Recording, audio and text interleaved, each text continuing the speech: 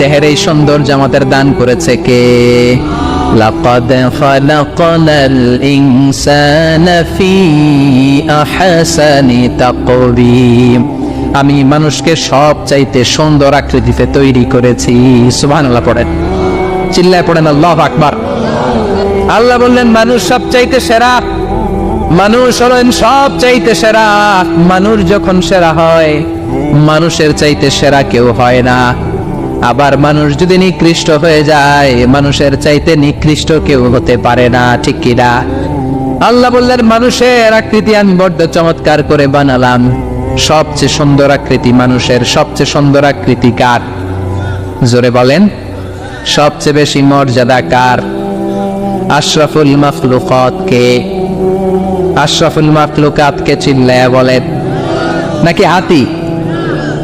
Royal Bengal tiger শক্তিশালী না? এটা এটা তো মানুষ খায় ফেলায়, তো এটাই না আশরাফুল মাখলুকাত হওয়া দরকার। হাতি সবচেয়ে শক্তিশালী না?